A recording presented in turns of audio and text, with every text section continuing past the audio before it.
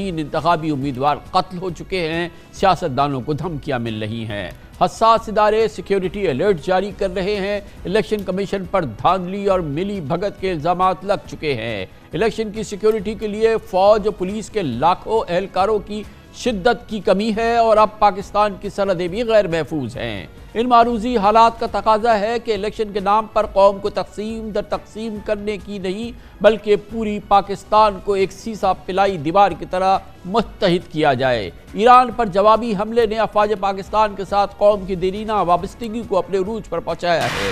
اس وقت افواج پاکستان کے عظیم الشان امیج کو ٹھوس شکل دینی ہے۔ فی الحال ملکی خود مختاری اور علاقائی سالمیت اور سرحدات پر موجود خطرات اور افواج کی یہ سب پاکستان کی افواج کی سب سے پہلی اور کلیدی ترجیح ہے اور یقیناً ہونی چاہیے۔ سیاسی دانشمندی کا تقاضا ہے کہ ہم 25 کروڑ پاکستانی اندرونی سیاسی خلفشار اور الیکشن کی افراتفری کو بھول کر شانہ بشانہ افواج پاکستان کے ساتھ چٹان کی طرح کھڑے ہوں اور تمام اختلافات بھول جائیں۔ اس وقت پاکستان کو داخلی اور خارجی سطح پر 5 کلیدی چیلنجز کا سامنا ہے۔ ان حالات میں الیکشن قومی اتحاد کے لیے زہر قاتل ہوں گے۔ آئین اور قانون اور پارلیمانی امور کے ماہر احمد بلال محبوب نے کل ہمیں انٹرویو میں ان چیلنجز کا احاطہ کیا تھا۔ اس پس منظر میں کل کا دن بہت اہم ہے۔ سب سے اہم بات یہ ہے کہ وزیر اعظم انوار الحق کاکڑ سوئٹزرلینڈ میں ورلڈ اکنامک فورم میں اپنی موجودگی کو کٹ شارٹ کر کے پاکستان پہنچ رہے ہیں۔ کل ان کے وفاقی کابینہ کا اجلاس ہے، اس کے بعد نیشنل سیکیورٹی کمیٹی کا اجلاس ہوگا اور کلیدی فیصلوں کا کل دن ہوگا۔ جیسے کہ ابھی آپ نے احمد بلال محبوب صاحب سے سنا، پاکستان کو موجودہ چیلنجز اور سامنے الیکشنز، ان تمام موضوعات پہ بات کرنے کے لیے پاکستان کے دو بہت ہی عمدہ نامور صحافی ہمارے ساتھ موجود ہیں، بہت ہی ایکسلنٹ نیوز اینکرز بھی ہیں، جناب محمد مالک اور شہزاد اقبال۔ بہت بہت شکریہ آپ حضرات کا۔ محمد مالک صاحب، آپ فرمائیے گا کہ پاکستان کی اس وقت اولین ترجیح یہ ہے کہ سب کچھ بھول کے ہم نے الیکشن کی تاریخ دی ہے، ہم الیکشن کی طرف جائیں 8 فروری کو، چاہے وہ جتنے بھی ان کی جو کریڈیبلٹی پر جو ہے وہ شیڈو ہو، چاہے وہ جتنے بھی کیوٹک اس وقت سچویشن میں ہو، اور ہم اس چیز کو بھول جائیں کہ اس وقت جو ہمارے بارڈرز پہ جو چیلنجز ہیں، تینوں بارڈرز ہمارے انٹرنل سیکیورٹی چیلنجز، ہمارے پاس سیکیورٹی اہلکار نہیں ہے، فوج تو اب آ نہیں سکتی گلی کوچوں میں اس الیکشن کا مقابلہ کرنے کے لیے، کیا پھر بھی ہمیں پریس کرنا چاہیے کہ ہم الیکشن کی طرف جائیں؟ کامران صاحب، یہ اگلے 2-3 دن بڑے امپورٹنٹ ہوں گے، کیونکہ دیکھیے جس لوگوں کا خیال تھا کہ اسٹیبلشمنٹ کچھ کرے گی الیکشن ڈیلے کرنے کے لیے، ان کا خیال تھا افغانستان سرحد پہ شاید ہم کوئی چیز شروع کریں گے، لیکن یہ جو ایران والا ہوا ہے یہ بالکل آؤٹ آف دا بلو ہوا ہے، اور صرف پاکستان نہیں، انہوں نے عراق میں، شام میں، وہاں پہ بھی انہوں نے اسٹرائکس کی اور پاکستان نے زبردست اس کا جواب دیا ہے۔ اور اگر آپ ایرانین فارن منسٹر کی سٹیٹمنٹ سنیں جو ڈیووس میں بات کر رہے تھے، تو اس سے انڈیا یہ ملتا ہے کہ وہ ایسے ظاہر کر رہے تھے کہ یہ آئندہ بھی وہ کر سکتے ہیں۔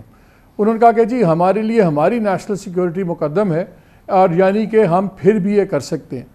یہ بڑی ہی خطرناک سچویشن ہے۔ ایران مسلز فلیکس کر رہا ہے، ہمارے جیسے شروع میں آپ نے بھی کہا 3 بارڈرز بڑے خطرناک اس وقت ہاسٹائل ہو گئے ہوئے ہیں۔ یہ اب آئی تھنک اگلے جو 2-3 دن ہیں، اور اس پہ بی ایل اے نے اب دھمکی دی ہے کہ جی آپ نے بندے مارے ہیں ایران میں ہمارے، تو ہم اس کا بھی بدلہ لیں گے، تو ہمیں اب بلوچستان میں نظر آ رہا ہے کہ ایک دم ایکٹیویٹی آئے گی۔ یہ بڑا کیا کہتے ہیں، بہت ہی مشکل اب ایک سچویشن بن گئی ہے، بیکاز الیکشنز بھی ضروری ہیں، آئین کے تحت ہونے بھی چاہیے، لیکن گاڈ فاربڈ اگر یہ چیز اب اس سے آگے بڑھتی ہے تو حالات کہیں بھی جا سکتے ہیں۔ میرا خیال ہے یہ اگلے 4-5 دن میں کافی سچویشن کلیئر ہو جائے گی۔ الیکشن ضرورت ہے، اور لیکن ملک کی سلامتی اس سے بھی زیادہ ضروری ہے۔ آئی تھنک ابھی تھوڑا سا پری میچور ہوگا کہ ہم یہ کہیں کہ جی ابھی الیکشن شیلف ہو جائیں یا کر دینے چاہیے۔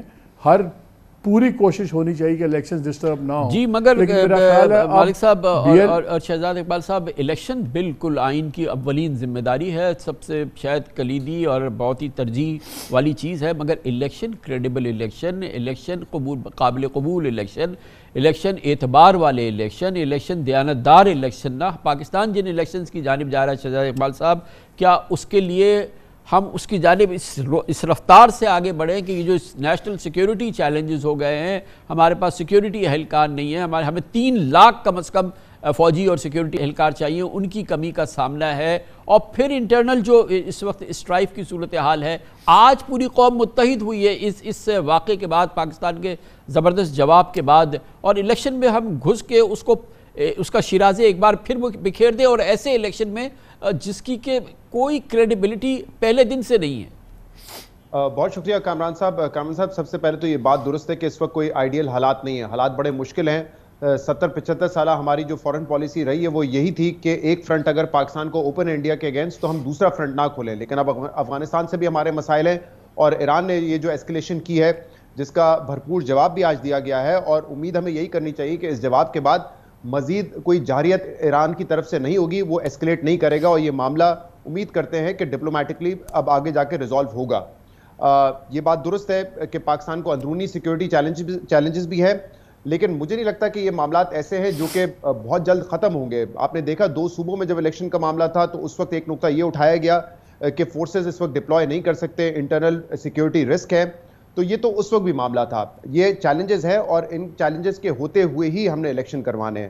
یہ بات آپ کی بالکل ٹھیک ہے کہ الیکشنز کریڈیبل ہونے چاہیے، جو کہ نہیں ہو رہے۔ پہلے ہی لیول پلینگ فیلڈ کا معاملہ تھا، اور پھر سپریم کورٹ نے جو آئین پاکستان کو سائیڈ میں رکھ کر ایک پارٹی کے آئین کے اوپر فیصلہ کرتے ہوئے پارٹی سے سمبل ہی لے لیا ہے، اس کے بعد تو میرے خیال سے اس پارٹی کی امید ہی ختم ہو گئی ہے کہ وہ لیول پلینگ فیلڈ ہوگی۔ تو سپریم کورٹ کا فیصلہ متنازع فیصلہ ہے، اس پہ تنقید بھی ہو رہی ہے کہ جو الیکشن کمیشن نے آپ سے نہیں مانگا تھا وہ بھی آپ نے دے دیا، کیونکہ الیکشن کمیشن تو یہ کہہ رہا تھا کہ خامیاں ہیں الیکشن میں، آپ نے الیکشن کمیشن صحیح نہیں بنایا اپنا الیکشن کروانے کے لیے، لیکن سپریم کورٹ نے تو یہی کہہ دیا کہ الیکشن ہوئے ہی نہیں، اس کا کوئی ثبوت ہی نہیں ہے۔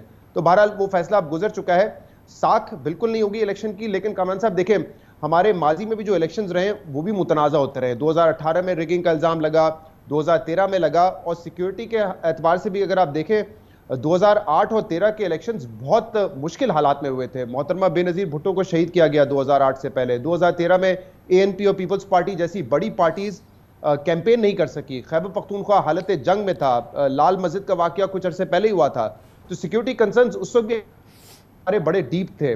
میری نظر میں کامران صاحب، اگر ان مسائل سے ہمیں نکلنا ہے تو اس کے لیے ایک ایسی حکومت ہونی چاہیے جو کہ پبلک کو ریپرزینٹ کرے، تاکہ اس کو ہم اکاؤنٹیبل ٹھہرا سکیں۔ لیکن وہ پبلک کی وہ الیکشن جنم دے گا نا شہزاد اقبال صاحب، کہ جو کہ آپ ہی کہہ دیں کہ چلیں بھائی ٹھیک ہے نیئرلی کریڈیبل ہیں، وہ ایک پارٹی ہی نہیں ہے اس کے اندر، اس کا آپ کو معلوم ہے کہ اندر کیا کیوس ہے اس وقت الیکشن سمبلز کے حوالے سے، وہاں اندر کیا کچھ ہو رہا ہے۔ اور ٹھیک ہے چلیں سیکیورٹی تھریٹس تو ہمارے پاس پہلے بھی رہے ہیں، 2 الیکشنز کا آپ نے ذکر کیا ہے مالک صاحب، مگر کبھی یہ تو نہیں ہوا ہے کہ بارڈر پہ ایسی صورتحال ہو کہ ایران جیسا ملک جو ہے وہ ہم پر ایک ملٹری سٹرائک کر دے، ہم اس کا جواب دیں؟ اور آج خبریں یہ ہیں کہ ہمارے بارڈرز کے ساتھ ایرانی پاسداران نے ملٹری ایکسرسائزز شروع کر دی ہیں۔ اٹس اے لیونگ تھریٹ، یہ کوئی معمولی چیلنج نہیں ہے، ایسا ہم نے کبھی اس سے پہلے نہیں دیکھا محمد مالک صاحب۔ نہیں، میں وہی کامران، یہ ہم بات کر رہے ہیں کہ یہ اگلے 2-4 دن بڑے امپورٹنٹ ہے کہ یہ ایک چیز بڑھتی ہے، ایسکلیٹ کرتی ہے، اور کس حد تک کرتی ہے۔ اگر یہ ایرانین بارڈر والی بات ایسکلیٹ کر گئی اور یہ BLA وغیرہ نے امیجیٹلی کارروائیاں شروع کر دیں، تو پھر واقعی بڑا ری تھنک کا ماحول بن جائے گا، اور سوچنا پڑے گا۔ جیسے شہزاد نے باتیں پوائنٹ آؤٹ کی، پولیٹیکلی تو پہلے ہی ایک الیکشنز پہ بہت سوالیہ نشان ہے، ڈسکریڈٹڈ الیکشن ہے ڈومیسٹک فرنٹ پہ۔ لیکن ایک چیز میں کوئکلی ایڈ ضرور کرنا چاہتا ہوں کہ میں آج سارا دن ٹرانسمیشنز دیکھ رہا تھا، آئی تھنک سب سے زیادہ کریڈٹ ہماری ایئر فورس کو ضرور دینا چاہیے۔